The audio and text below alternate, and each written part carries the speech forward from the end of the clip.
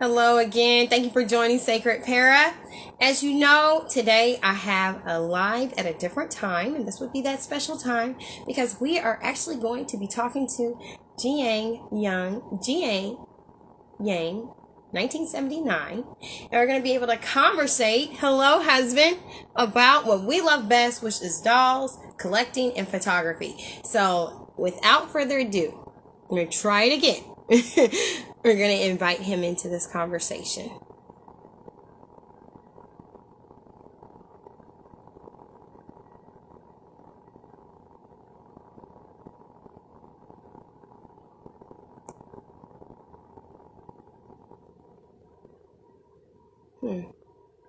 This usually works. Well, while we're waiting, I hope that you guys have had a really good Thursday or Friday. Hi, Swirl, for you. How are you doing? I was just explaining to them that the buttons are a little bit different. I'm doing good. How are you? Hi, Etna. So, yeah, my buttons are a little bit different. And I am typing his name, but it's not going through. It's the darndest thing.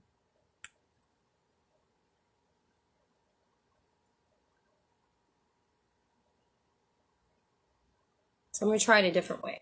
I'm going to go ahead and send the live to him, and hopefully it will allow him to join.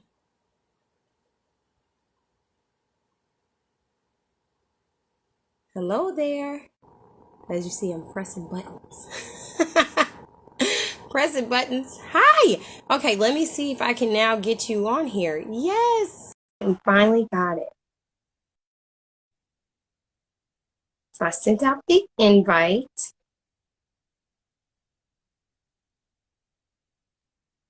And for anyone who didn't get a chance to see my flyer, this week we are talking to Jian. Hello. Hi. Hey. How are you? Good. How are you? Doing good? Yes, all good. I'm glad we were able to connect. Yeah. I was letting them know. I was about to give them like a preview of who you are in case they didn't see the flyer. Oh, man, technology. Who doesn't know who you are? You're all in the articles and everything, right? I like to think I'm famous, but you know. Trying to get it. Thank you so much. For anyone who doesn't know, this is your first live. It is. It is. It's so strange. Thank you for doing this with me. I'm really having a good time already, being able to see your face. So I appreciate it. Look at all, just in case you guys haven't seen, his backdrop is all dolls. It's real. So in case anybody is not a doll collector or you have some dolls and you're not really sure, those are all dolls. Now, last time you checked, what, you have like over 12,000? Yeah, 12,000-ish. I stopped counting, really. Oh my goodness. I don't think I know I don't have that many. I probably have about 60 so far now. If I had my childhood ones, that'd be different, but the ones from when I was a kid are all gone. But yeah. Yeah, my dolls from my childhood are all gone as well. But I never really had like 6-year-old dolls. I had dolls throughout my life. So like maybe I've got dolls from when I was 10, but like the original few are not there anymore. Same thing here. Same thing here. Well, I only had 2 and I ended up giving those to my girls. Well, my oldest girl, she ended up getting it. But all my other dolls gone. So I'm just starting off from scratch, really. So let me go ahead and ask you some questions. All right. Let's go. All right. Let's go. Now, I know that you've done other interviews, but you really haven't interviewed with someone else who enjoys dolls. You enjoy it. Okay, all right, because I've seen some of them, and I was like, oh, these are not doll collectors. It's like you can tell when mainstream media is trying to ask doll people questions, and they're like, which is your oldest? Which is your most expensive? What do your parents have to say? It's all the standard stuff. So like, exactly. I like that there's doll people that can have conversations, like real conversations about dolls. I agree. We think alike. There you go. Now, I do want to know, what is your background as a toy collector? Because I did a little studying on you and I realized, I was like, he's not so much of a doll collector as much as you are a toy collector. Yeah. So what is your background with I that? mean, I've always liked toys. So, you know, when you're a regular little boy with your Star Wars and your He-Man and your Transformers and that kind of stuff. By the way, I live near an airport. Can you tell? Uh, uh, That's okay. I'm in the city too, so. so I think, you know, I've always liked kids' toys. And Barbie just happened to be one of the toys that joined the toy box. So, yeah, I mean, I've always had all kinds of toys, and later on in life, I grew up into let me get this right, the Global Media Strategy Director of the Transformers brand, Oh, which wow. takes care of Transformers movies, licensing, animation, and toys across 47 markets. So that's what I did Wow. professionally from 2016, I think. So yeah, I mean, like the dream, there was a dream fulfilled there where I was like in Hasbro in Rhode Island, and you're looking at this statue of Mr. Potato Head, and you're like, I think I'm gonna cry. Me- Meeting That a is fiberglass awesome. statue almost made me cry. That is like that childhood wish, like totally fulfilled, right? Yeah, yeah, I love it. I love it. Now, what is your background with fashion? absolutely nothing. Really? Nothing. Not a single brush with fashion. Uh, Wow. yeah. So I mean, I always say I live in Muji shirts. This is my one Zara shirt. Uh, but yeah, I mean, no fashion at all. You know, I think even speaking to me, you realize like I'm probably not into like drag culture or good good fashion as a whole, because I'm just like your regular goes to the office kind of guy. Well, I ask, of course, because you have the book, Flushable Yeah, Fashion, right? And then you present all these awesome fashions on your page. So I was like, oh, you must do something with fashion or had like a dream of doing fashion. nothing fashion. Wow. So I think, you know, the crafting of things on dolls. I mean, I don't even know if I call it fashion, because you know it's not like I know anything about pleats or ruffles or tassels or whatever. I, I just kind of create stuff on dolls and make a pleasing silhouette.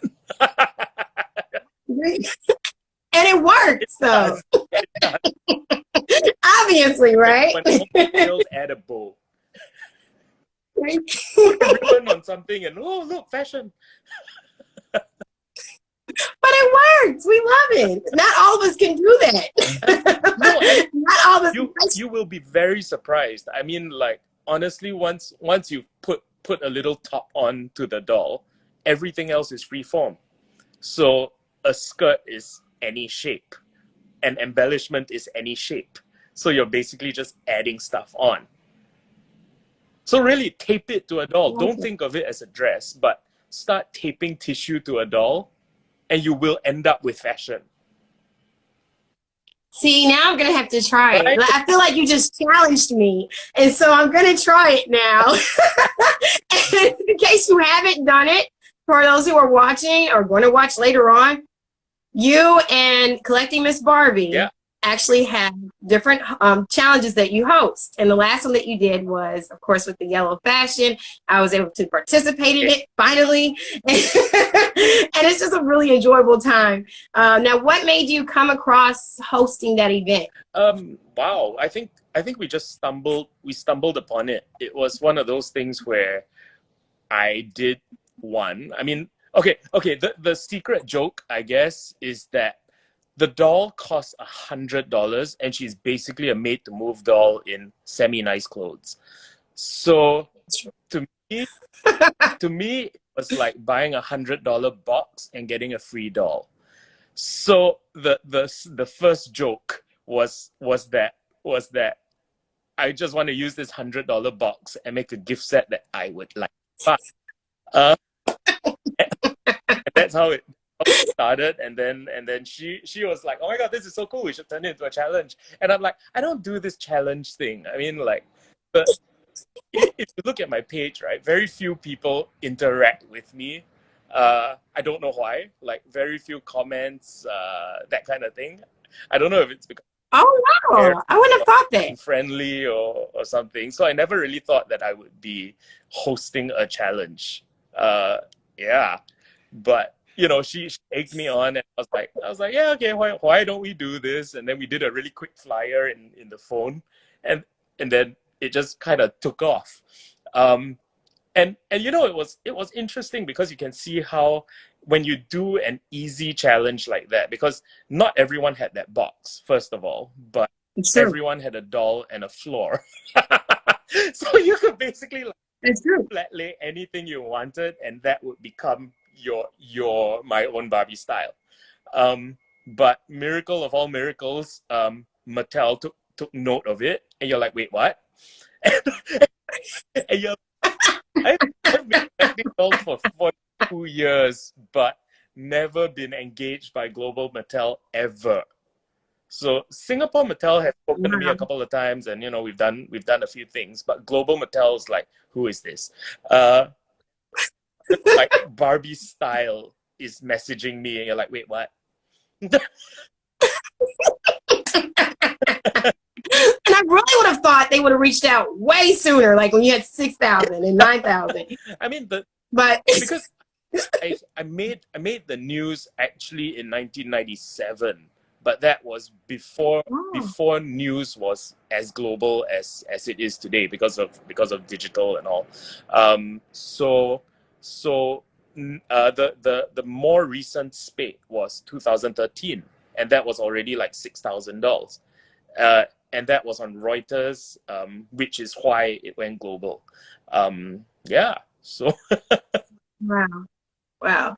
But in regards to really interacting with you, I think I think it's just like probably an intimidation thing because when I first saw your page and then I was like, oh, is this someone that would probably never ever respond back?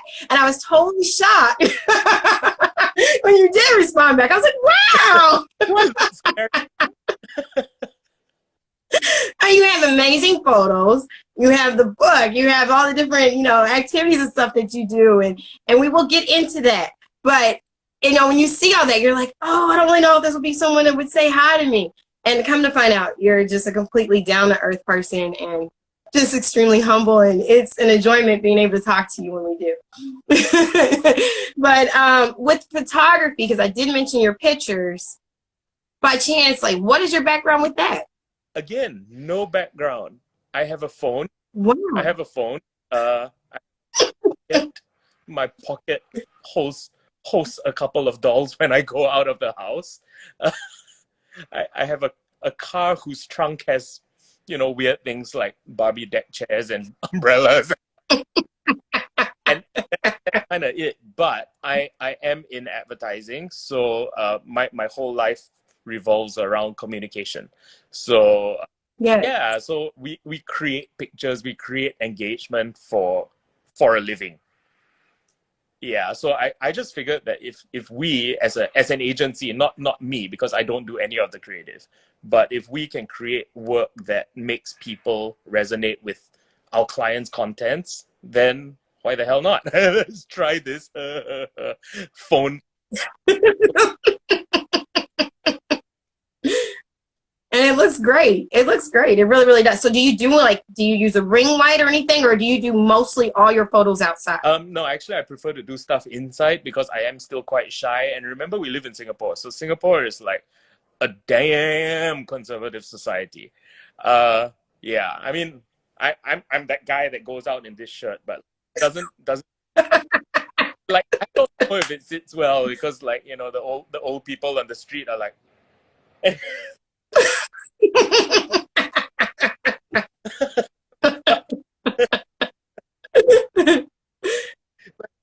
It makes Yeah, sense. I mean, no, So you're just, and then anyone's watching, because I just saw someone's message right here, and they were like, they saw your page, and they were concerned that you probably wouldn't respond back, and they were like, and then he did, and they got little emojis on there with hearts. So anyone can be able to do photography, to do fashion. You don't have to have a background in it, just a passion and enjoyment.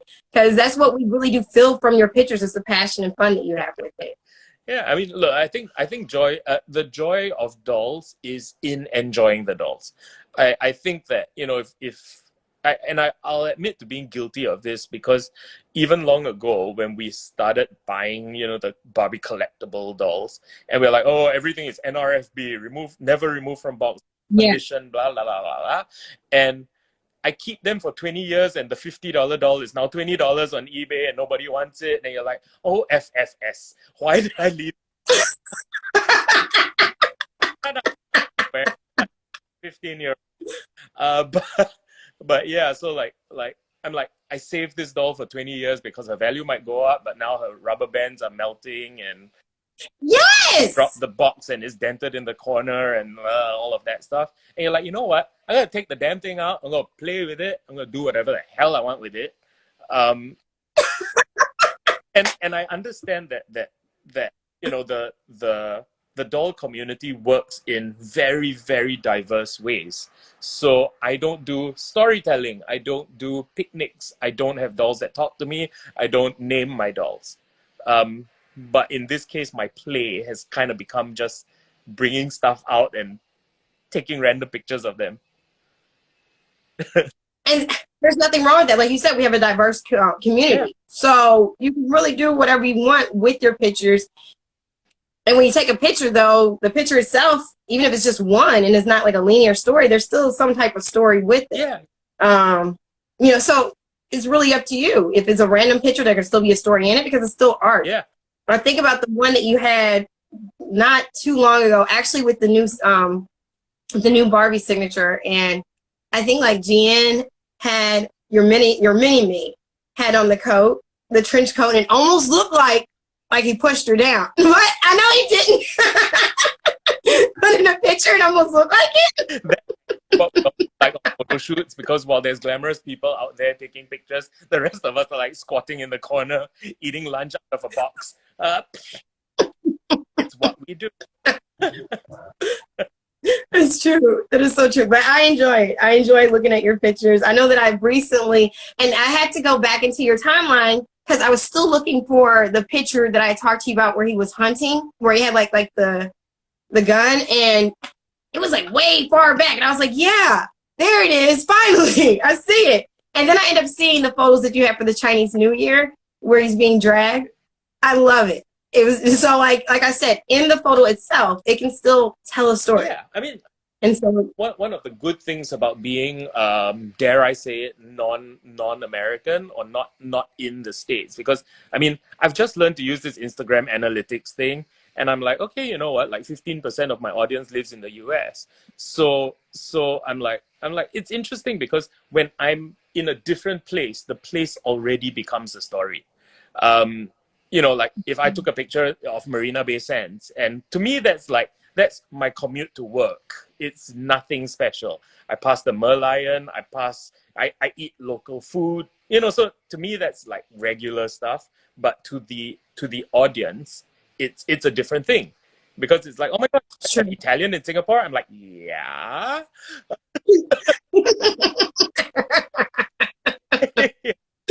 It's so true. Like, oh, he's eating Japanese because Singapore is Japan. You're like, no, it's not, but never mind. It's not. Now, I was privileged because I went to a school. My undergrad school was very diverse. It was Spalding University. And so we had people from all different ethnicities and cultures and countries come there.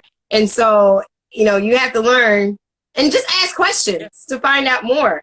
You know, instead of just like assuming what's this and that, I would hear questions such as, oh, you guys have a McDonald's there? And it's like, yeah, they do. They do. That's everywhere. You know, but when you don't ask questions, if you don't really have, you know, what am I looking for as far as just having your mind being open? Yeah. Then you're not going to know. You're just really going to think and assume that, you know, there's dust roads and you just live in a shack. And oh my God, how did you get And that's how some of us who are, more westernized do think. Yeah. We think that this is like the epicenter of technology. And it's not that at all. So we really have to be more open-minded, ask questions, don't make assumptions. But we do that. Yeah, I agree with this. I mean, like, without getting into too much politics, I've worked in American companies for most of my life, actually.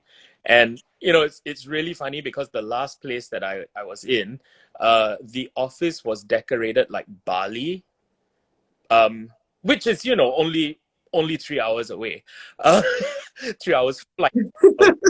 But, to them, uh, Asia is Asia. And I'm like, okay, no, this is not sitting well with me. I agree. I fully agree. Just like, there's a difference between, like sometimes we who are Western, and I'm gonna put myself in there, we who are Western will say Mexicans, and we'll assume that everyone who is of a Latino race is Mexican. Yeah. And that's not because you have some that are Puerto Rican, some that are Cuban, and so each one is different. If you don't know, yeah, ask, but don't be rude about it, but ask, because it's really important to each person's culture. Yeah. I learned so much from watching In the Heights. Point of reference. But even then, okay, then you get words like barrio, and you're like, hey, I learned a new word. And you have to be careful and make sure that, words are appropriate. Yeah. So, yes, we're all learning. And then, and the awesome thing is that we have our doll community to be able to learn from each other. And I believe that we kind of give each other more grace as far as like if you don't know something and you ask. And then I've seen like the dialogue and the threads that, people have, and they're saying, well, what does this mean? And what is this to you and your culture? And someone will respond right back, and it's done in love, to educate each other. And then you see some of those things, some of those conversations tie in with their dolls, where they have a doll that comes from that culture, and they study up on it. And it's something that they didn't know before. So I really do believe that, the plus side of what we do is that we do give each other grace in that, and that we are more open-minded because we're more artsy. Yeah. And so we're more open to being able to, acknowledge other people and who they are and what they feel. Yeah. So, yeah, I enjoy that. So, okay, I have another question. When do you do your photos? Because I was just sharing with my husband, I was like, oh, wow. I think that just on one page alone, you'll have like 6 posts within that day. No, actually, that's the Instagram algorithm, because if a post gets interacted with more, it gets pushed further up onto your timeline. So yeah, so I mean, that's professional me speaking. So no, you're fine. So hey, educate us. Let us know. Well, I mean, actually, professionally speaking, what happens is that if you have, let's say, 10,000 followers, right? Your content is organically only pushed to. There's no official number, but the unofficial number is 7%. 7% of your 10,000 followers will see your content organically first, and they would be the people that interact most with your content. If those people show interest by liking, clicking, sharing, and the highest ranked is saving, that little thing at the corner of the photo, if they save that, your photo tells Instagram that people really like this content, and then it organically pushes it to the next roughly 15% of your followers. Wow. Yeah, so if you have 10,000, it doesn't mean that you have 10,000 people looking. Yeah. I didn't know that. Yeah. So how that works is then it pushes it into the news feed side of things. So it's good. Okay. For me, it's good that you're seeing more of my posts, and it looks like I'm doing that in a day, because it just means that you're tempted to interact with those, and then those organically keep getting pushed. Okay. Now I heard someone talk before about the save button, because they were just like, they were trying to find out why we do, why are people saving my content and this and that. And then they came back and they said, actually, we both know her. It was I Made It Better Too. I was listening to her her video, and she was like, well, actually the save is a good thing. So if they do save, it's good. And so I was still trying to learn about it. Like sometimes someone has a recipe or something. I'm like, okay, I'm going to save it. So just letting you guys know, saved is very important because, like you said, it allows us to be able to interact with you more, and vice versa for our own posts. Yeah. Okay. No, I really didn't know that. So, but yeah, you know, we talk about the algorithms. We hear people say, you know, like they're not happy about how the algorithms work. Yeah. But having it broken down makes it easier for me to be able to understand like how often my posts are probably being seen, and so who else, you know, I missed out on by accident by not seeing their posts. But it's not me. I mean, I'm barely the brains of the organization, but I've got teams of people that advise us on things like this, and then we go out and tell the clients these things. So I mean, if you can't tell, Toys R Us is actually our client. Oh, yes, that explains it. Okay. But yeah, Toys R Us is one of our clients, and yeah, I mean, like we create good content and help them to get it seen. But yeah, so to your question, I take pictures of my toys whenever. I don't have a photography schedule. It's more like whatever inspires me. So like at the wedding this weekend, I've got my Carolina Herrera doll all ready to go. You know, like the Japanese thing yesterday, that was completely accidental because I decided that Samurai Ken and Japanese Barbie get to go out. And then we're like, ooh, Japanese restaurant, let's go here for lunch. And that was it. So it's So do you just take the pictures at the restaurant? And then that was what I was wondering when I saw it. Like, do you take the pictures? Do you have to ask them for permission, or what do you do? No. I just be myself, be incredibly friendly, and go like, oh my god, what a nice place. I'm just gonna do this. Cute. And you're like, I know, right? And then you just have a conversation. Then you get a free Coke. I mean, why the hell not? I was wondering though, because I saw the pictures and I was like, is that still at the restaurant or not? So awesome. And actually that samurai, I've been wanting him for a while. He's like on my holy grail list, you know, my grail list. I haven't I forget what's on my list, and then I'll see a doll and I'm like, oh, that is right. I do want that doll. It's this constant want, like, you know, I'll have a list and I'm like, that's it, no more dolls. And then I see something else that just gets created and I'm like, yeah, I want her too. And that goes on the list as well. Speaking of, when it comes to your Barbies and your dolls, do you remember like what made you get each one? Like, is there like a story with each one? Every single one. I remember where I got it, how much I paid for it, and if somebody disassembles the whole doll, I can actually put it back together with the appropriate earrings and the shoes and everything. That's my that's my little mind working. So yeah. I was totally, because I remember I saw your video that you did about the museum exhibit and how you were doing the exhibit. What year was that? Like 2018? Around there, yeah. I think 19. 2019. So if you guys haven't seen it, go on YouTube, and that's where you're speaking about the exhibit and how you were doing it different, because basically Barbie already had so much attention. You were like, I'm going to talk about me. To be very frank, that wasn't my idea at all, because I think talking about myself is like one of the stupidest things in the world, because who the hell wants to know that? But, you know. We do. That's why we're on here. It's strange. But I think the museum wanted to. It's a mint museum of toys, by the way. So it's a toy museum.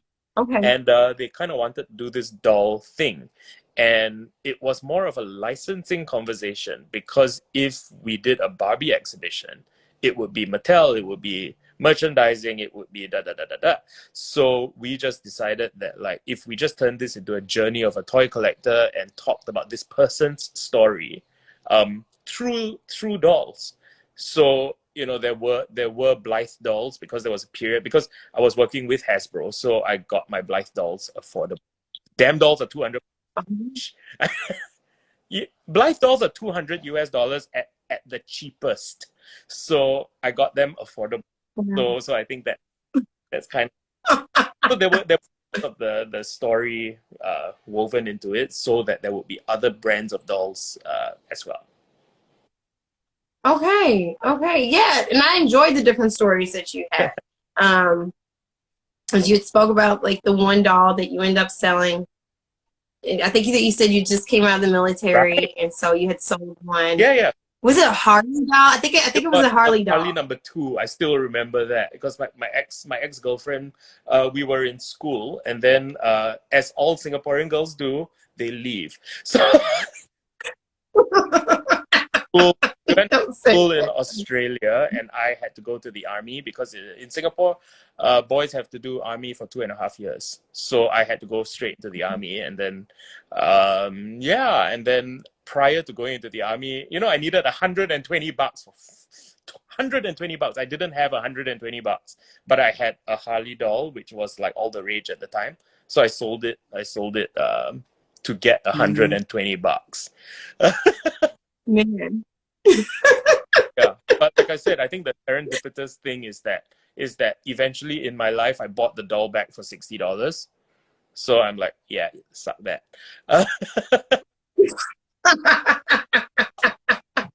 But we have to like lose things along the way, and not all the time it's for the best reason. It feels like it's for the best reason at the time. Yeah. I mean, I want to agree with it, but even at 42, I'm like, I cannot. That does not sit well with me, because I think that. Well, I mean, there's two parts of looking at it, right? The first is that everything's up to fate and you have no control over your whole life. But then there's this other side where you're like, you know what? If I don't want to lose something, I'm going to do something else, like work an extra couple of hours or something to get enough money to make this $120 all that I want, so that I can still do what I want, which is to go overseas and meet my girlfriend or whatever it is. So I mean, that's really sort of what the TED Talks, I did a TED Talk, and yes, that's kind of where I wanted to drive that conversation, because a lot of people play victim to the forces of the world. But if you are not trying to steer it yourself, then you are equally to blame. So that's why now, and I really don't want to sound like a big male appendage, but it's like you know, I can buy these things because I work hard to get these things. Yes. So it's very uncomfortable sometimes when people are like, "Oh, you must be rich." I'm like, I'm not rich. I just worked for my money, and I would like to spend my money where it makes me happy.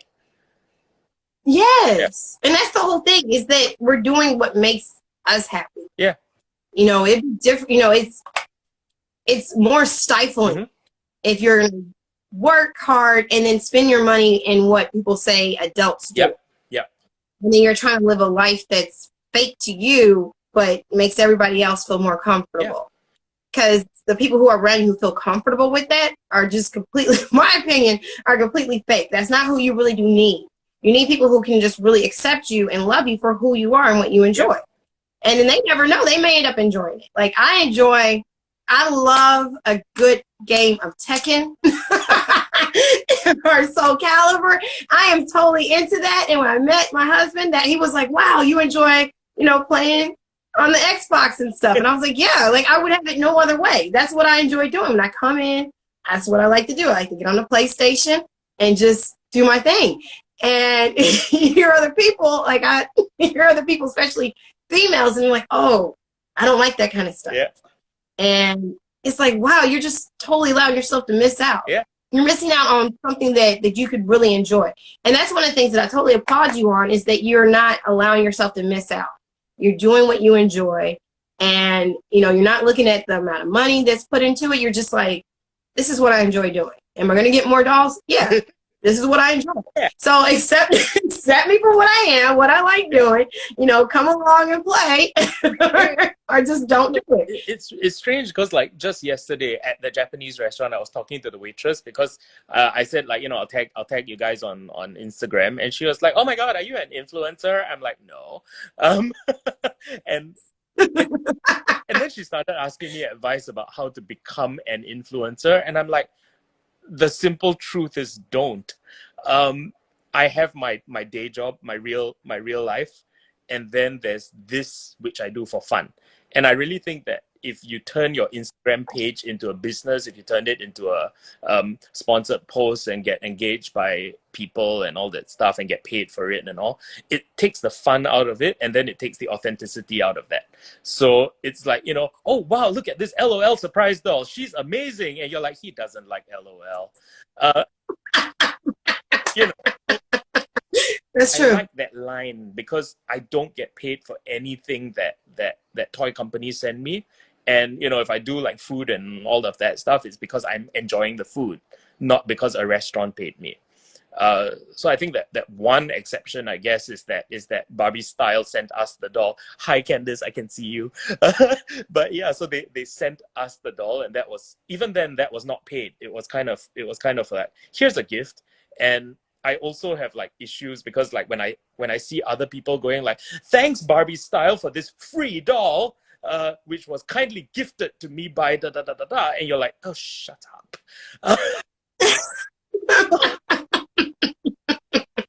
Part jealous. I will admit, part of me is jealous. I'm like, just send it to He's like, I Barbies, pay for the shipping, Jesus. But there's the other side of it, which is just kind of like as an actual marketer, you know, I'm looking at it and going like, okay, so the seeding of influencers means that you've done this and this and this, and you've obviously excluded a whole bunch of global influencers because of shipping costs, um, and you know, some people have a much higher or more credible share of voice. So I know some people even live in Canada. I know some people live in, you know, wherever, and even then it's like kind of nobody seeds things to them. And then the communication becomes very one-sided. Yeah. yes. And then it's kind of like the only thing as a consumer, I'm now speaking as a consumer, not as a jealous collector, but as a consumer, I'm like, well, if they're giving this shit away, I mean, obviously no one's buying it. And that's kind of where I draw that line. So, you know, in my professional life, we basically don't allow our clients to do that because it looks wrong. And if you do, you have to insert it very natively into their page. So it's not like, oh wow, look at this product, this is new, this is amazing, look at it, air cushion. Ooh, you can't do that. You know, it's more like how this shoe, I mean, New Balance is one of our clients, and it's like how this shoe just looks good with the rest of your clothes. Psh, there you go. I like that. I'm learning right now. That's why that's why I have this pause right now. But I agree with you, allowing it to be really a natural Yeah. flow Yeah. instead of just making it so rigid and so robotic and not really Yeah. putting who you are into Yeah. it. So actually, Instagram also has these rules where if something is seeded, if something's sponsored, if it's an ad, you have to say bracket ad. So that immediately loses the authenticity of the seeding in the first place. Yeah, because That's it true. finds out that you're promoting stuff without tagging the right people so that they can make their revenues, you get penalized. Oh Yeah, wow. yeah. So like, I didn't know people that. can report you for obviously advertising a product without saying that it's a ad. That's I believe Oh I have wow. to say this free product which was gifted to me by Mattel. You know, that kind of thing. I think that's why they have to do it. Obviously, the laws change. Oh wow. Yeah. Wow. Well, we definitely learned something right there. And I do agree with you as far as that whenever you do have something that is sponsored, it's really going to be harder to give a more authentic response to it or review because you have to be, you know, in order to keep your sponsorship going, you have to really give a positive, dazzling review on the product. I mean, that's just the truth of it. Compared to whenever you buy it with your own money, you give a more, truthful review and what worked, what didn't, the pros and the cons. It's just a lot more stifling. Yeah. I mean, as far as what you can because see. I just bought the Elvis doll, and I was like, "You are kidding!" And it wasn't given, it wasn't sponsored or anything. I can say, "You are kidding." I mean, I paid $60 for a plastic E, and everything else was just this generic redress generation girl Barbie. Yeah, I saw that because you were stacking up your wall, Yeah. which I thought you had shelves. Come to find out, you do not. You do not. So there was no shelves. There's just you stacking it, and you said that those three were going to go into storage. I think it was like Elvis and Elton, what's the other one? Bowie. Oh goodness. Bowie. Yeah. Bow. Yeah, David Bowie. Bowie. David Bowie. David Bowie. I know, right? We're both like Bowie. And then it was the other one. Was it John Elton? John. The John Elton Yeah. doll? Yeah. Yeah, Elton John. Like he would totally get me. But yes. Yes. So I remember you said these three have the awkward boxes. They're just going to go into storage. Yeah. And I think you and I both kind of share a similar question when it comes to like the Darth Vader doll and the Elton John and so forth, because we have Ken. So I'm wondering, I'm like, why didn't they use Ken? Like poor Ken misses out on the action of being able to represent those dolls. But I guess Barbie herself has the bigger name, so that's where they're pushing it towards. But yeah, I kind of felt like it should have been with the Ken doll. Because I mean I've also been buying dolls for a very long time, so I actually watched the whole evolution of how they were trying to turn Ken into more than an accessory. So like when she broke up with Ken, went with Blade, still off Ken, la la la, and it was just kind of like you know what, the boy still gets the limelight. Blaine's out of the picture, but he will all. I mean, the logo that you see is still Barbie. You don't see a Ken logo unless you look at the Beluti partnership. But it's kind of like, you know what, whatever. She's gonna lead the conversation anyway. So yeah. But you kind of feel sorry for Ken. You do. Yeah. You really do. Yeah. Because he just doesn't get as much action. It's like they throw one in there every once in a while for us, and that's pretty much but it. You see, again, the world has changed so much, right? That unfortunately, I mean, and again, my marketing hat is on now, and you can actually see why I'm so like I don't know, like unsure about being able to air opinions because Project Dawn is about body diversity. So it's about tall, petite, curvy, regular. Like I like that regular is still skinny. But it's almost like a stereotype what diversity in females is supposed to look like. So you've got the 42 skin tones, the black, the brown, the whatever. But when it comes to diversity of men, that conversation in the world hasn't been fully established. So as such, a man would become talkable. But broad Ken never made the news. He didn't. So there's a petite Ken, broad Ken that isn't a tall Ken, and then there's still regular skinny old Ken. But so the body diversity conversation didn't happen around him as it should have, because if we are talking about curvy Barbies, we should be talking about curvy Kens. And also, I think women's hairstyles are a lot more malleable. So it's almost like even if you gave me a straight-haired doll, I would be able to do stuff with it. But on a Ken, the molds of the head are sort of stuck in that hairstyle. So there's that one that Stovall uses, and then there's man bun, and then there's mermaid Ken, and then there's the one that I use for myself with this hair. And that's all you can do. You can't do anything else with a Ken. So yeah, I mean, they're destined to live in the shadow. Man, but you know what? You said something that really did spark my interest. It was a whole conversation, of course, but whole conversation. But what you just said about that there isn't enough attention really on men in our society.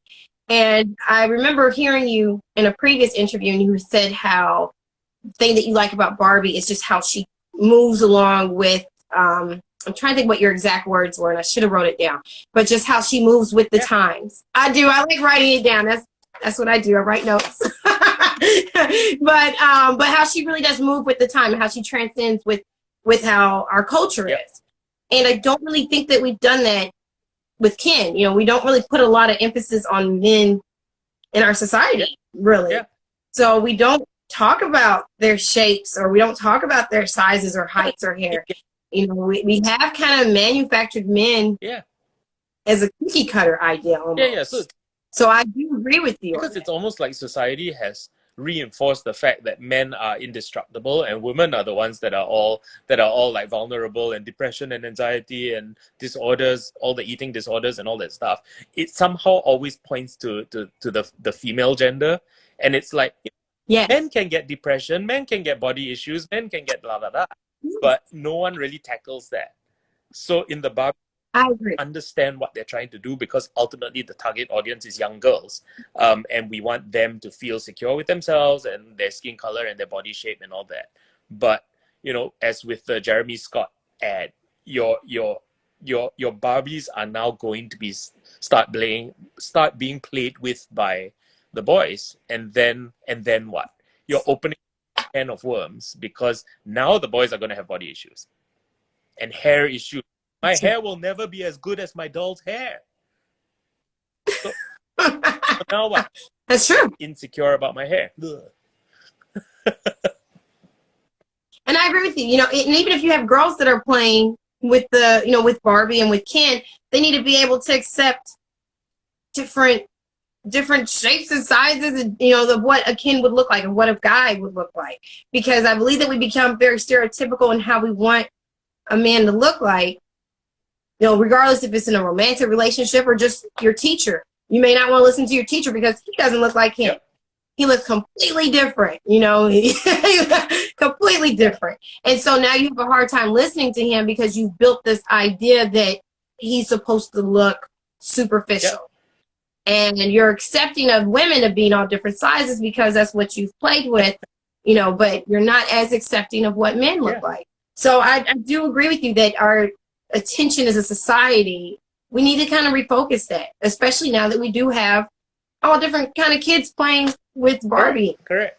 So like it bothers me that, you know, curvy Barbie has found her way into our mainstream collections, but you know, when we finally get Mermaid Ken, when we finally get Dia del Muerto's Ken, he's skinny.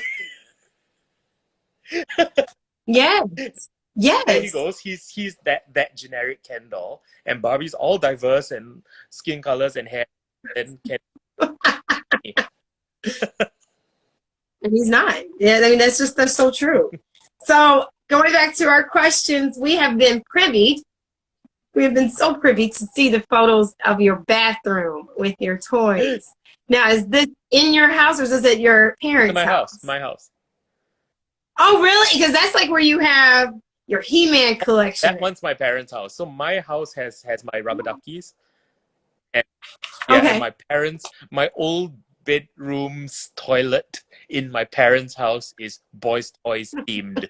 So there was a point where I took out all my He-Man and my Sky Commanders and my Action Man. So the funny thing about Asia, right, is that we had G.I. Joe and Action Man. Because Action Man the Europe version, and then G.I. Joe's the American version, and we had.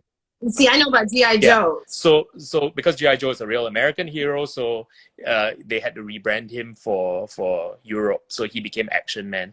But in Asia, we had both of them, and both the 3-inch one and the 12-inch ones. So my bathroom, I guess my teenage bathroom, became like this retro toy store of sorts with all my own retro toys. I love it. I used to say that I'm the only child, so I used to always say that my room was a toy store because I would get a lot of, you know, being the only child, I would get a lot of gifts. And so I would just have my toys decked out like it was a toy store. So when friends would come over, I was like, yeah, I got the toy store. Now, compared to all the dolls that's behind you. Yeah. Toy Story. I had like a mini mart, but but nonetheless, I love He-Man. I love She-Ra. My uncle used to call me She-Ra growing up. Our kids watch it, right now. So I mean, it's never gonna go out of style. But when I saw it, I was like, yes. And I'm glad they actually brought those toys back. Now, of course, it's not like when we were growing up. The quality of it's not the same, but I'm glad that it is back. Yeah. I mean, Now, have you purchased any of the new He-Man toys, or are you just like, I do. no? They're hanging in my dining room right now. So yeah, I I forgot who it was that just said it, but I had an interview with someone, and I was bringing them on a tour around the house, and Mm-hmm. and I was like, so this is where the dolls are, and this dining room is a regular person's dining room, and she's like, and there's He-Man hanging from the ceiling.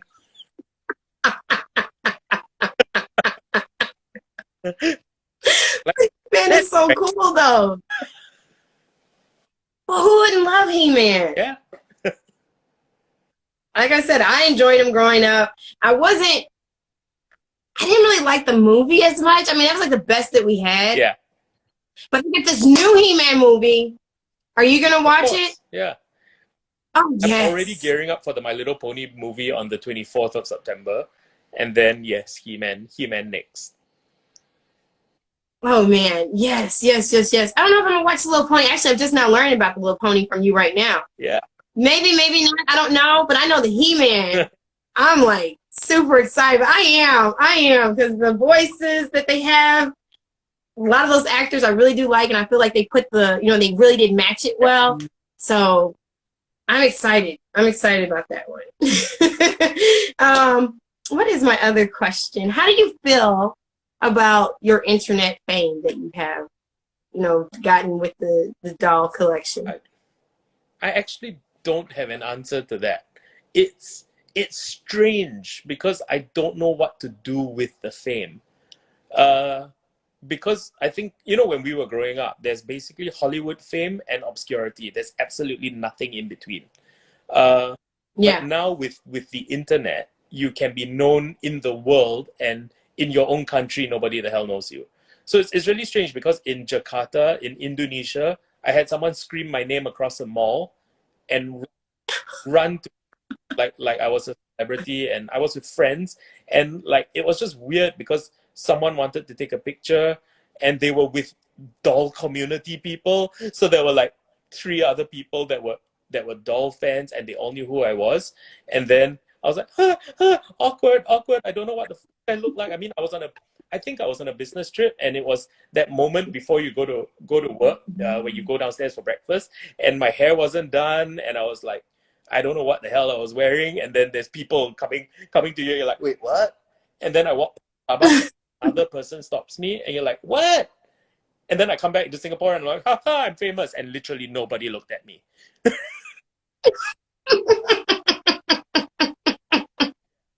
But it can be like that in a family though, where people, they notice you and they respect you outside the family, and they're like, "Oh, you're so great." And then your family members are like, Maybe, maybe I don't know. "Oh, I remember when," and then they like bring up something like horrible, and you're like, "Oh." It's such a strange thing because I mean, at work, right, we've just got a very good piece of business, and that was for Disney, an aspect of Disney, obviously, but it was for Disney. And the way that happened was, an acquaintance was just kind of like, if it's Disney things, that's the guy to talk to, and that was kind of it. So the fame does help in some aspects because it builds you into this expert of pop culture, kids behavior, family behavior, and all that. But it kind of puts you into a different box, because if I have to go out and talk about, for example, blockchain, or some other stuff, some other clients, like New Balance. I've got New Balance, but when you go speak to New Balance and you're known as that Barbie guy, then they're like, what does this guy know about athletes and good shoes, Yeah. running, and all that? And I'm like, yeah, there's other aspects to me. I can run, but it sort of paints you into that weird guy. Yeah, it's good and bad. Well, that was one of my questions. I was going to ask you, do you keep your hobby life separate from your, hashtag in real life, your IRL? Do you keep it separate, or do you just allow it to merge together? I always keep it separate. But the trouble with internet fame is that you never know actually see who's actually. Yeah. That's Of true. course, it doesn't help that I'm on some local ad campaign for a telco. So telcos have huge marketing spends. So like my face is on a train, my face is in a train, my face is on storefronts now. And I'm like, I just walked past myself one day and I was like, oh, that guy's cute. Oh, wait, me.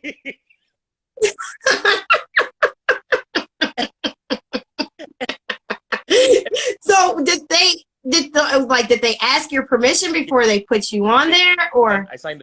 So okay, but you just didn't know when it was going to launch? Because it was just it's a 2-year campaign, so like it's gonna happen. And like, I'm like, oh my god, I'm famous, and here we are wearing face masks when we go out in public, and you're like, ugh, there's no point being famous when no one can see damn face. I know, right? This mask situation has been pretty it's been pretty hard, when you smile at someone. Now you have to like really use your eyes to communicate your smile. My eyes smile. It's a Chinese thing, but my eyes smile, so it works. Oh, that's not just a Chinese thing. That's with all of us, really. Like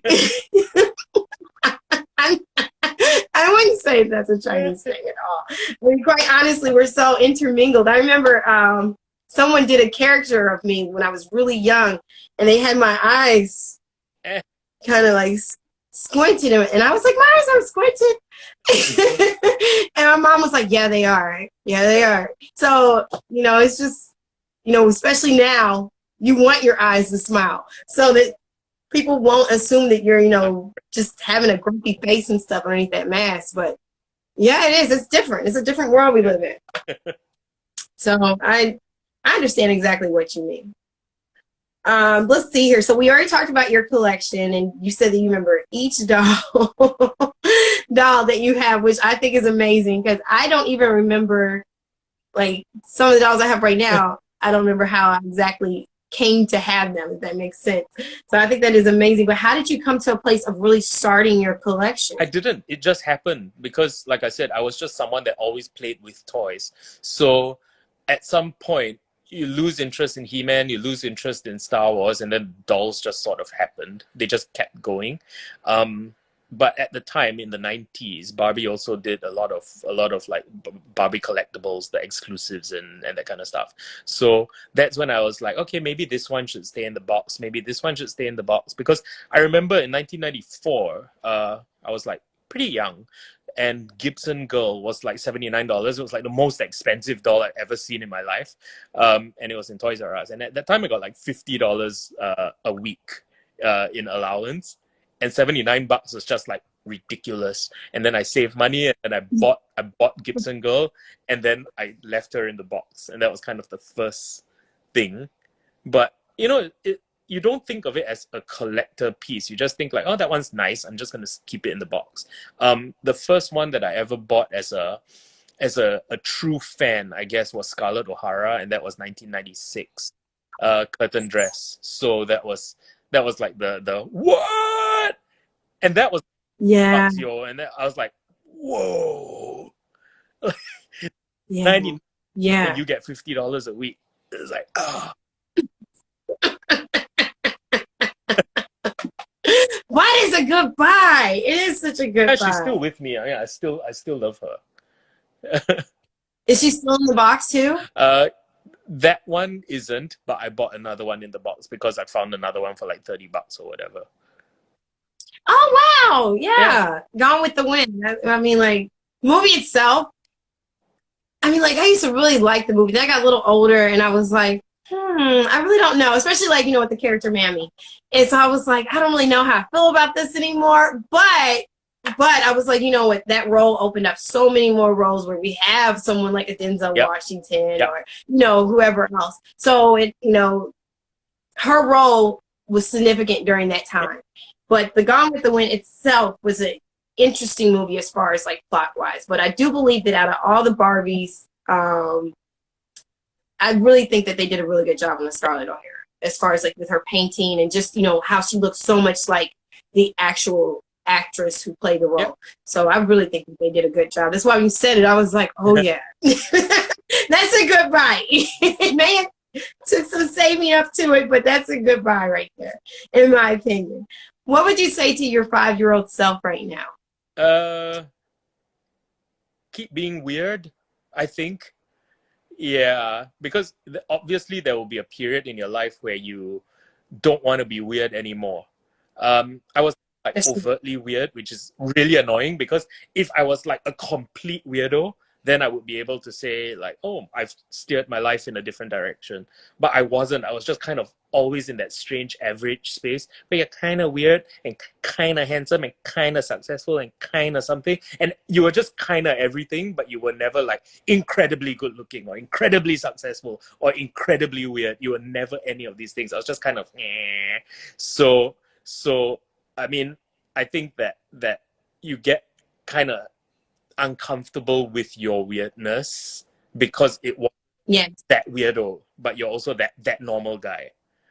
Yeah, but if I could just kind of continue being myself, I wouldn't have had a difficult period in between. I totally understand you. I do. As far as just being comfortable in your own skin and being able to not try to fit into someone else's norm. Yeah, I would. Because I went through that too, like, shirt out in public, like never. But now it's kind of like, it's my body. Exactly. So you can wear what you want. Like, you don't like it, that's on you. Because it's your clothes. It's like you said, it's your body. You have a right to just feel comfortable being you. And I do. I understand what you mean, because weird, for whatever reason, has been categorized as just being like, oh, you're horrible. Yep. And you feel kind of like disgusting because you don't fit in with everyone else. Yeah. I'm weird. I'm odd. I'm not a square. I don't fit into a square. I'm not a circle shape. What am I? And so you're not like everyone else, but yet you do certain things that's pretty much, like you said, pretty much average like everyone else does. But you know that you're not like them. They know that you're not like them. Yeah. And so it's being able to secure yourself, being comfortable, just being who you are, that you don't have to fit in like everyone else. You don't have to be, extremely weird where you're just like outcasting yourself. Because I remember I used to have friends that were just like, they were done with everyone. And they had on their all black and they, we were still cool. But they had made themselves outsiders and they were cool with that. Yeah. And then you had some that were, the more popular kind that everyone, was comfortable being around. And then there was me that, and that's why you said when I'm kind of like this, kind of like that, where they were comfortable, but then the same hand, it's like, you're weird. I heard that so much growing up. You're weird. I wish I heard it. Yeah, because I feels character. It does. Yeah. It does. So I agree with you. Keep being weird is very important. It is. We need more weird people. We do. We need more weird people because more of us who are weird we're more tapped into, like I said, our passion, being creative. We're more willing to be there for other people. I know that you said during one of your interviews, I think it was actually through TEDx that I listened to, and you had said that you're compassionate. You were like, well, I'm not totally compassionate because I am in marketing. So, and I love the fact that you were being so real about it. You were like, hey, I'm not a Mother Teresa. Yep. So don't get me wrong. I do have my points of being able to, relate to other people and being compassionate. But I still believe that you carrying your friend up those flight of steps so that she could see your collection. Yeah. there are people who, you know, who may devote their whole life to ministry or devote their whole life to other people, and they still wouldn't do that. Yeah. So I thought that was a really amazing thing that you did, and you know, you being able to still go over there. And I mean, like when I see the photos and the posts that you do, and you just see like the twinkle in her eyes, and she's happy. Yeah. Her mom's there, and she's happy. So it's just, and that's really, you know, like the whole point of doing it is being able to see someone smile who otherwise wouldn't. So I believe that that's, to me, the definition of what being compassionate is. You know, even if you're not doing it every day, that doesn't mean that you're not compassionate. Because like I said, there's many people who are in ministry who do not give a dang about the next person. It's just really about them. It's about them having a title. It's about them getting, you know, famous on the internet or Hollywood wise. And they don't really care about other people. Yeah. Yeah, someone said you're an amazing soul. Vincent in the studio. And yes, I agree.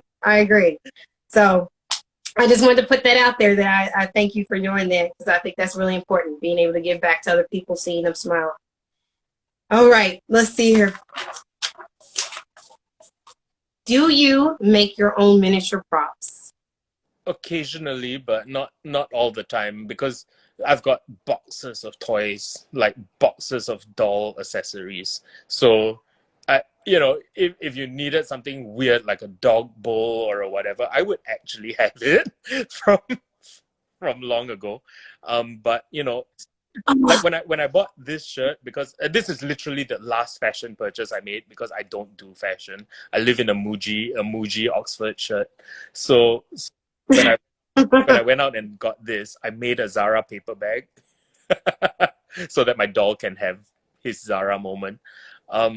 But yeah, I don't really make stuff. I can, but yeah, I saw the Barbie fashion boxes that you had, and I was like, oh, you must have made those. No, someone actually made them for me. So there's a Singaporean, and I don't know what her handle is, but it's like JLLL something. Yeah, so she makes them. She just prints and tapes them. Oh wow. Yeah. Yeah. Okay. Well, that's very, very cool. Now, when it comes to, so we're talking about your mini me, how did you come about, you know, making it? Yeesh. Long ago. Wait, you actually have him here. Wait. Oh my God. So, long ago, I was in JWT, which is an advertising agency, and I somehow decided to make my own doll in 2004. This is 2004. And he had his ad campaigns, and he had cards of models that he had a history with, etc. Wow. So, yes, JWT, yeah. So I made this doll of myself, and he's got the pink Motorola Razr phone, and he's got like oh yeah, I remember that I used to wear. Yeah, so this was kind of like the first sort of formal doll that I made of myself. But also, when I was living in Australia, there was a period where I kind of went raving all the time in this bright orange pair of parachute pants without my shirt on, with light sticks and bags full of things that we should not discuss online. And I had this, you know, that hairstyle, the 2001 hairstyle, which pointed in the middle. So there was a Ken, like butterfly art Ken, who had soft hair.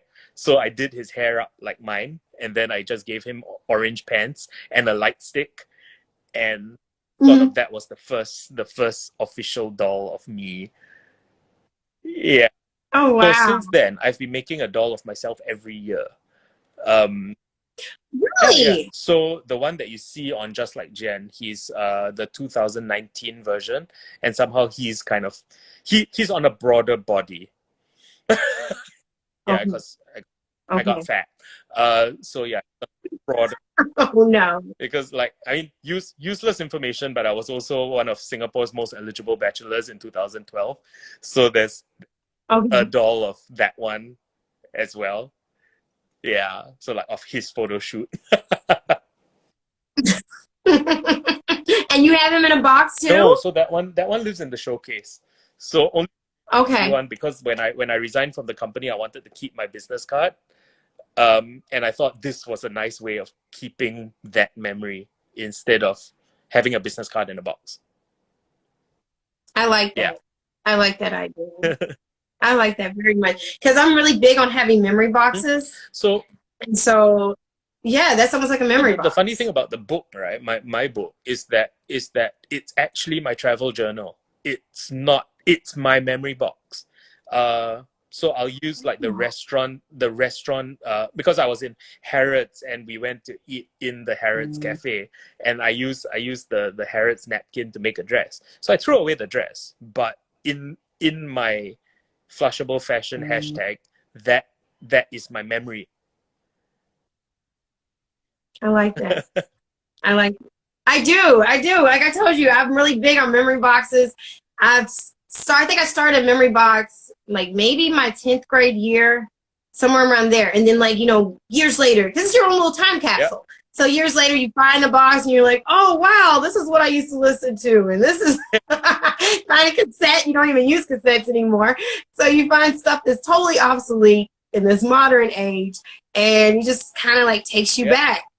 And yeah, I like that when you said that the book is filled with your memories. Yeah. It really is. I mean, it's the hotels we've stayed in, it's the countries we've been to, and somehow all just photographed onto a doll using that hotel's toilet paper. And I kind of love that weirdness of it all. Yeah. And you know what he's talking about? He's talking about his book, Flushable Fashion. It's available on Amazon. And when I went searching through your timeline, I saw that you also have a miniature book. Yep. And you have, now do you still have the instructions in case someone wanted that? Yeah. Oh, okay. Yes, so he has instructions available. So you could DM him to find out about, being able to make a miniature book. Yeah. I know I'm going to be getting one. I'm getting a human book. And and I may get one for the girls. I don't do so well crafting books. I'm trying to get more into the habit of doing it. So I'm not going to knock myself on it, but I'm definitely going to get the human size. Thanks. But I'm a struggling author, I always say. Hey, that's the same thing here. It's the same. I'm an indie author, so yeah, it's a lot different than being able to, have a publisher and so forth. So you're like doing like your own marketing and so forth. And before the COVID, I was able to do book signings. Oh, cool. Yeah, Singapore's a country, so like I think that I was lucky because I'm connected in the right place, I guess. Yeah, but also because COVID, right, we couldn't do any like book signings and all. So I did manage to have a launch event, which is great. Yeah, and then stupid me, I basically gave the book to everyone that would have bought it, and then that was kind of but you almost have to do that sometimes, though. Marketing fail. Planned my event, but no, I didn't. That's okay though. I mean, like, that's the hard thing when it comes to pushing out a product. It's like, do I just have everybody buy it and just trust this product to be what it is, trust the book to be what it is? Or do I go ahead and give it away, and then more people you give it away to, they enjoy the product and they give you a review on it? Yeah. So again, that's something cultural that I had to learn, because when I was working with the Transformers brand, we knew what to do with fan engagement. But in Singapore, it's a very unresponsive, very unspoken kind of culture. So like very few people comment, very few people leave recommendations and reviews. We're very much I will buy this book and silently enjoy it. So you can probably tell that I didn't spend all my life here. So coming back into Singapore allows you to see it from the outside, but it also makes you a better marketer, if that makes sense, because now people view. I agree. It's like really one of those, just like you said earlier, as far as, are you gonna just really allow life to just kind of overtake you, or are you gonna kind of like push through it? and really work Yeah. it. And so for you, you were able to see it from, and that's what I enjoyed about your TEDx too, was, you know, being able to take what people say and having a different perspective with Hmm. it. And so when you tell me like Singapore, they're more conservative and they're really quiet, it's like, how can I transform this with my marketing? How can I, how can I market this in a way that makes you respond and be, overt with your Yeah. response, instead of just being like, well, I guess they're not going to read it. They're not going to say anything, and just, allowing it to crumble. You're able to see it from another perspective. So I think that that's important. I mean, especially when we talk about business, the only way you're really going to swim in business is if you see it from another Yeah. perspective. Yeah. Agree. Yeah. So I like that. I like that. Let's see here. I still have some more questions, but we are coming to a close. I would want to ask you, I know that miniature Jian takes a lot of adventures, and you and I talked about this, but of course, those who are listening or who will listen later, they weren't in the DM, so they don't know what our conversation was on this, but miniature Jian takes a lot of adventures. He goes skating, swimming, he eats scrumptious foods, he goes to restaurants and musicals, he attended your book launch. And of course, you have your flushable fashion, and that's where he was for the book launch. He hangs with your friends, the celebrity friends, and then you have your actor friends over and so forth, and musicians.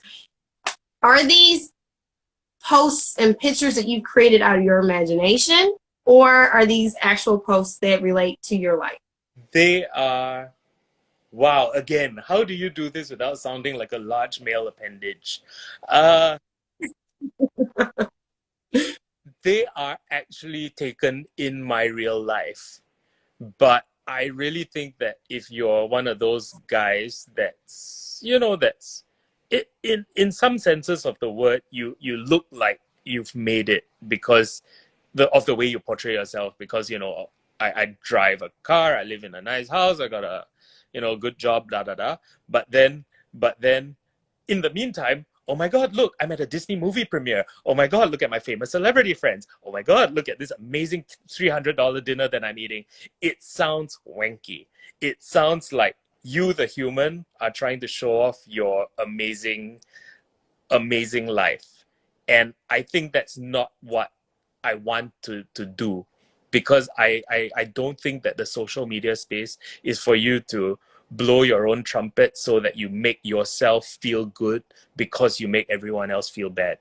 But I also want to say that I'm enjoying my life without having to say this dinner cost $300, without saying that this, whatever. So I think having a strange avatar of some sort allows you to be a little bit wanky, but in a kind of more forgivable plastic kind of way. Yeah. Horrible explanation. Well, I got it. I understood it. I think my biggest question on it is just, how do you not allow it to get to, how do you not allow the internet fame to get, like to go to the top of your head? This one is easy because you know what? I don't believe it. I don't believe I am famous. I don't believe I'm successful. I don't believe I'm good looking. I don't believe I'm any of these things. So that's probably even what keeps me more down to earth, because it's okay. It's good that you get this occasional this occasional DM that says, "Oh, look at your legs! Wow, so amazing!" But it's like, to me, it's 1 out of 30,000 people. So I cannot say that I'm universally good looking or I'm universally famous because someone recognized me on the street, because that's like one person out of like 10 billion people in the world. So yeah, I think not believing it is probably the reason that it doesn't come across as, oh, look at me, I'm a celebrity.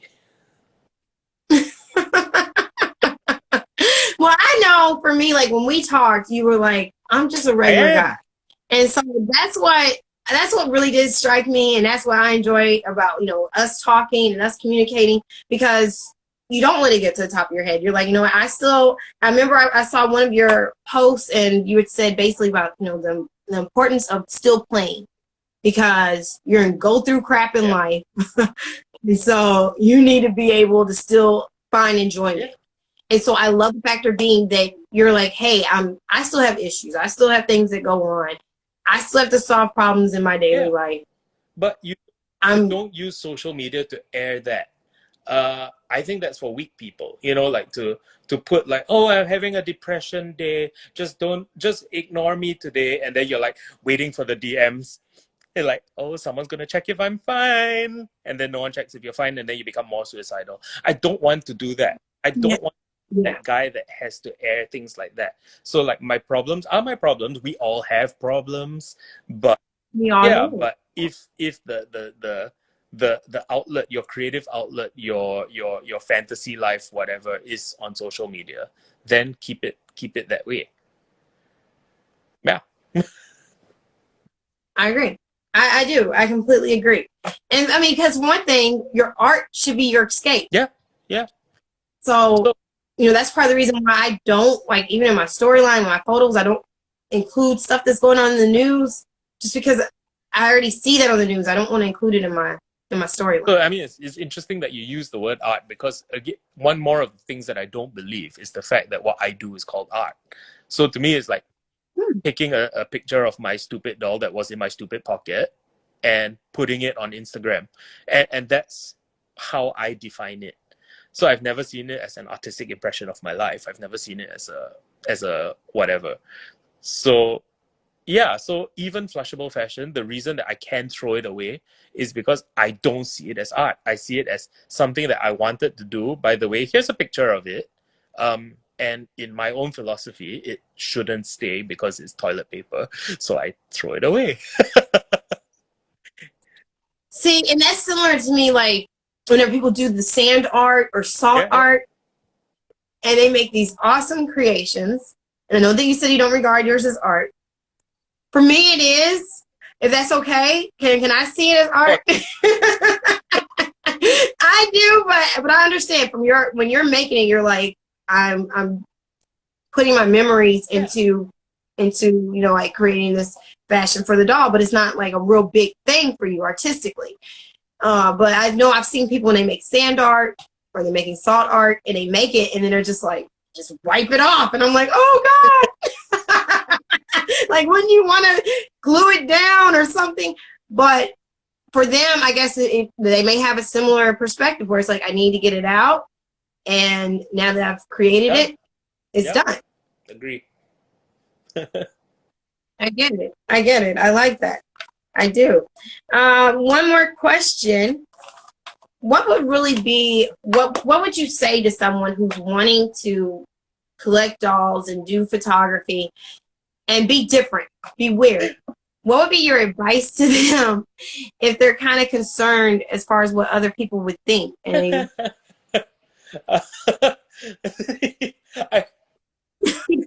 my very frank answer is don't do it. But if you're intent on doing it, then I say just enjoy the process. It's you see, again, with social media, right? It's become a very judgmental world. So it's become a world where people are allowed to air their views and slam you online, question your integrity, question your artistic abilities, etc. Because but each of us has a different aesthetic. So to be very, sure. I was probably guilty of doing it as well, because like a lot of people have collections of miniatures and they have like a whole bunch of miniatures in their photo, and I'm like, oh, that's messy. I just realized that, but that's their aesthetic, because that's what they want to create, like this wonderful world of everything's too small. Whereas, my aesthetic is a bit more like slick background and one trench coat. So just because someone doesn't have your aesthetic doesn't mean that their art is wrong. So what will happen is that when you start doing your photography, your own form of internet art, not everyone's gonna love it. And then what's going to happen is that you're going to try to chase followers, because like, oh, this one's got 20,000 followers and I've only got 111, or whatever it is. and then you start getting upset, or you start feeling less valuable to yourself. But understand that there's a lot of factors that goes into that. Everything from the Instagram algorithms to the fact that perhaps you aren't speaking to your audience in the right way, and then use your Instagram experiment, because I'm very frank about this. I say this all the time because I'm not someone that takes my Instagram very seriously. Like, if I lose the account, like it's actually happened the other day where I got locked out of my account for like a week or something. And my friends are like, "Oh my God, you're gonna lose all your content." And I'm like, then I'll start a new account and I'll have 200 followers, and it doesn't matter, because it's not something that I put immense focus on. It's just like, this is my my airing of what I was doing today. And if it disappears, it disappears because it's happened.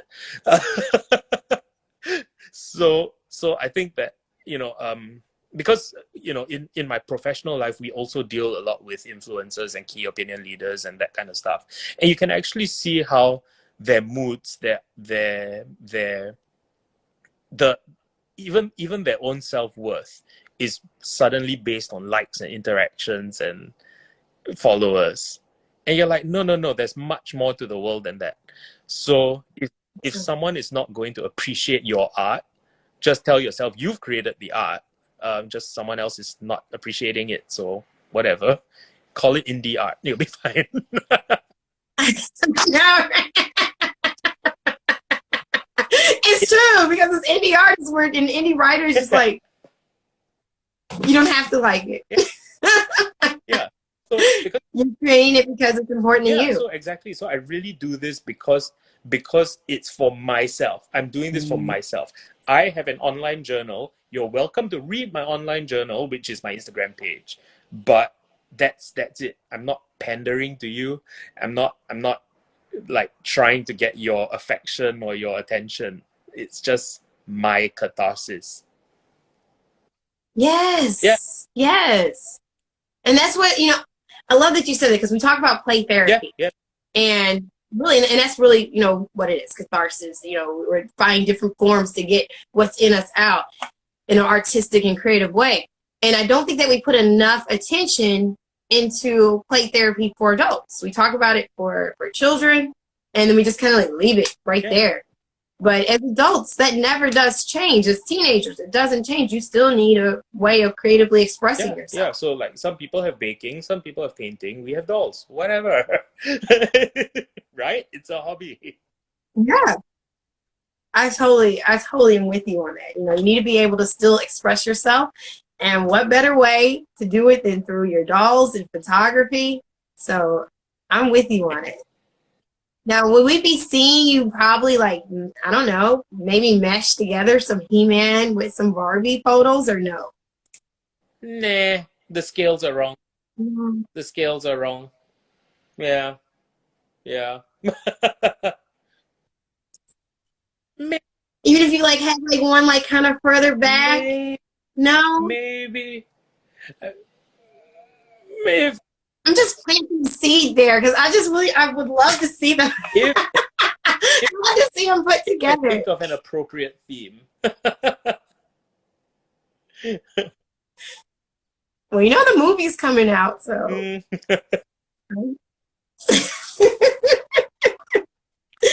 Well, I do have a couple of questions that people have online. Would you like to take any of those before we? Sure. I mean, I'm on my phone. Like, I feel like I need to text someone because I have a lunch. It's 11:30 here in the morning, by the way. So, yeah. I mean, I think we can do that for like 10 minutes. Okay. Let's see here. We have two questions. Kenny Doll 2017 said, how do you create value for companies as a doll collector / artist? Wow, how do I create value for a doll? I think that what we do is create organic content, which lives outside of their marketing shots. And I think that as a community, as hobbyists, we actually sometimes do better things with their products. because we have a passion. I'm in the world of advertising, and we happen to know that when people are styling dolls, these are not doll people. They're hairstylists, they're human hairstylists, they're product stylists. The doll is a product. The doll may not come to life. So I think that what we do, creating that organic content to show people that even when the doll leaves the publicity shot studio, it can look as amazing and it can bring as much play value as they say in the marketing materials. That is the value that we bring. I like that. I like that. There you go. Second question was, Kenny Dolls again, what are your thoughts on Instagram leaning towards more video content? I get why they're doing it. Am I going to respond to it? Probably not. I'm less comfortable on video than I am on just randomly taking a picture of whatever on my phone. So okay, so there's a much larger conversation to this. The reason that they're doing it is because of the popularity of TikTok. TikTok is not YouTube. So like the more serious, the more the good stuff is on YouTube. The light, funny, entertaining, humorous stuff made for short attention spans lives on TikTok. Am I someone that's going to make a fool of myself, do character voices, do day in the life of, oh my God, Barbie, I'm so happy that you came. No, I'm not. I'm not going to do little doll plays. I'm not going to do that kind of stuff. So I think that it's not something that I want to do. And again, the good thing is that because I'm not chasing the followers, I don't need to. Yeah. I understand. And it's really built on what you personally want to do. You know, if that's something that you want to do, you want to do the TikToks, you want to do Reels, and you feel comfortable with it, I don't. Then go ahead. Yeah. I'm not quite there yet. One, my kids keep me kind of busy where there's constantly noise going on or conversations or something of that nature. And two, you know, I'm not there yet. I haven't really gotten there, but I've seen some people's TikToks and I've seen their Reels and I'm like, hey, but it's just not where I'm at. And I think that you have to kind of stay in your lane. What do you feel comfortable doing? But if you're trying to get followers, you know, maybe that's what you want to do. But again, you want to make sure it's authentic. You know, it's a different objective, because if you are after the followers, you will have to put a lot more effort into the content that you create. So like, I don't have a tripod, I don't have a ring light, I'm not going to do a hula on the beach. I can't do any of this, but I can have a doll in my pocket and my phone in my other pocket and take one picture in a restaurant there. Oh my goodness, when you took, and I know we got to wrap up, but when you took the picture of Frida at the restaurant that had Frida on the wall, I was like, oh, wow. So, like, did you know? Yeah, so you didn't know. That is so awesome. People in the restaurant. Because I love Frida. I do. I love Frida. She, of course, you know, she was already gone by the time that I came to be in this realm. But nonetheless, you know, her life story just inspired me so much. And I've always been inspired by her ability to still go on in the midst of having her spinal, you know, her vertebrae literally, you know, decaying on her. It's, to me, just completely inspiring. And her ability to still be an activist, her ability to stick with somebody who was very much unfaithful. And I know she had her unfaithful points too.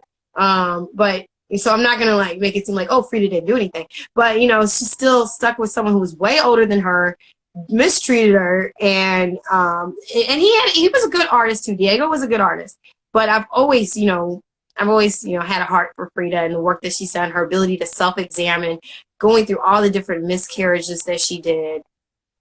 Just an amazing woman to me. So yeah, that picture that you took, it meant a whole lot to me, because I love some Frida. That's one of my favorite artists. but she's more than an artist. And one more point that I do want to hit on that you said when you were talking a little earlier, and you were talking about your shoes, and you were just saying that, you know, how the company would end up saying like, oh, okay, that's the doll guy. And you're like, I'm more than that. And it's so true, you know, is that you're more than that. And that's why it was important to me to be able to say about you being a toy collector, because that's what I heard you say. You were like, I'm a toy collector. It's not just that I'm a doll collector or Barbie collector. I collect toys. I collect what I enjoy. Yeah. So yeah, I'm totally with you on that. It's about being able to, you know, be who you are and recognize that there's more to me. I'm not just one thing. Don't box me in, but recognize that I have all these different dimensions. Yeah, absolutely. So I want to thank you so much for spending this time with me. And I know that some people did say, I mean, like, there was a lot of different comments, and I don't want anyone to think we were ignoring I just you. don't know how to follow this, because I'm like, I'm new on this. Just because just so you know, I actually planned to have this on my iPad, but then when you called me, I answered it on my phone. So my iPad is open here, and I cannot use my phone, which is here. And I'm like, I don't know what's going on anymore. And I've people waiting for me for lunch, and I will text them at some point. Just tell myself, Singapore is a very small country. I'll be able to get there. Well, next time we're gonna have to do it on the iPad. You have to like let me know so that, you know, we can do it on the pad instead. It's my fault, because I was trying to you took me by surprise, and I was like, okay, which one do I press? Logical idiot. Oh no, you're not at all. In fact, my Froggy Stuff said, fantastic conversation. Like I said, I'm not gonna be able to go through all the comments because you've got to get ready for lunch, but we just thank you guys for being on here. I know some people gave you their handle. I saw somebody do that, and I don't know who it was, but someone did give you their handle for a museum. Right. A museum. So they put them, yeah, for a museum. I don't know where it was. I saw it go by, and they wanted you to know about their museum. So I don't know if they were inviting you. Well, we'll for the museum, embracing the weird. A lot of hellos. Yeah, I will relook at this. It doesn't. For me, whenever I go back to look at the comments from our live, it won't be on there. Oh, well then. Yeah, I know. It doesn't save. That's the only thing I do wish. I wish that the comments would stay and not just be on there for the live itself. I know that you do have some people who want to visit your home. Someone said, trust that your home looks like. Already been to my house. He might be more comfortable here than I am. Right, Dave? He's the reason. Man, I'm 17. I still love Barbie dolls, and that's on periods. Okay, there it is. I run a virtual doll museum. And it says @Miss_characters virtual doll museum. I literally cannot multitask right now, so like maybe. Well, I said it on here, so what I'll do, let me see here. I can write it down right now. Mail. And then I'll send it to you. So I'm thinking that they want to maybe talk to you. Well, Just have a virtual doll museum. Might be easier. So yeah, I'll send it to you. I'll send you their handle. Cool. But yeah, but yeah, we want to thank you guys so much for being with us. You've got to go to lunch, and I'm going to go ahead and get our kiddos ready for bed. But I thank you. This has been so awesome. All right. Thanks for doing this. It's been fun. Thank you. Thank you for having our first live together with me. It was fun. So we'll do this again, hopefully, maybe. Yeah, someone did say that. So I'll be talking to you. Like I said, I'll send you that cool. link. All right. Okay. Thanks, and thanks for joining, everyone. Thank you. Thanks. Good morning. Good night. Right. Bye-bye.